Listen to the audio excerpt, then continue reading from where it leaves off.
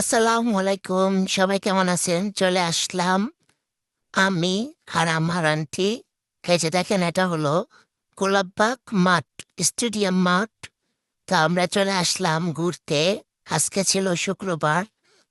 So শুক্রবারে কিন্তু প্রচণ্ড ভিড়। আমরা কিন্তু জানতাম না আজকে এত ভিড়। আমরা প্রায়ই যাই, কিন্তু আমরা শুক্রবার ছাড়া সবসময় আমরা গোলাপবাগ মাঠে যাই। কারণ আগে তো ভিডিও করতে আমরা বের হতাম একদিন পর পর, কিন্তু এখন আমরা ভিডিও করি ১ সপ্তাহ পর পর।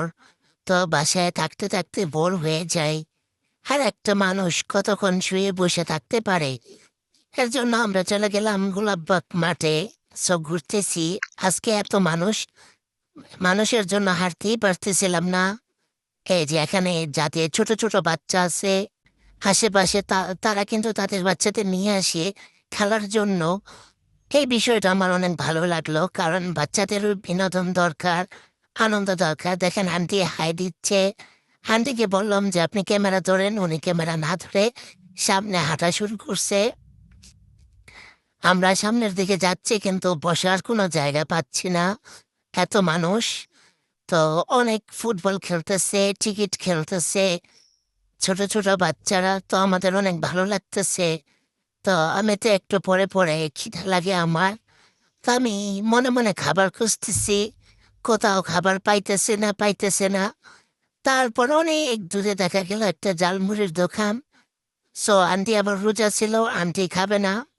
আমি চলে গেলাম, আস্তে আস্তে চলে যাচ্ছি জালমুড়ির দোকানে। সো দেখেন আমি আর আন্টি ছিলাম, এর জন্য আমাদের খুব একা একা লাগতেছিল। আমাদের পাশের বাসার ভাবি জামাই নিয়ে ঘুরতে চলে গেছে।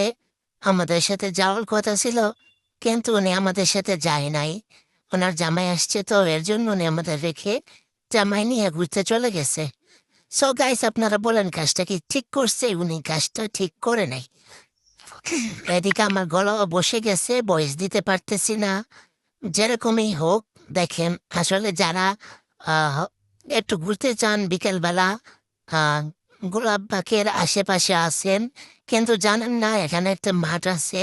সো আপনারা সবাই কিন্তু চলে আসবেন এই মাঠে।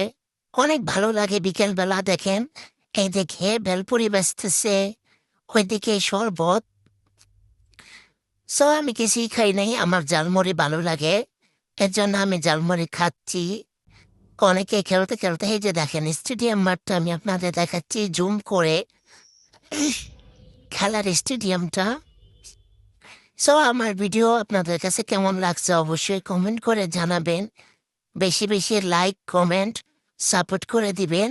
আল্লাহ হাফেজ।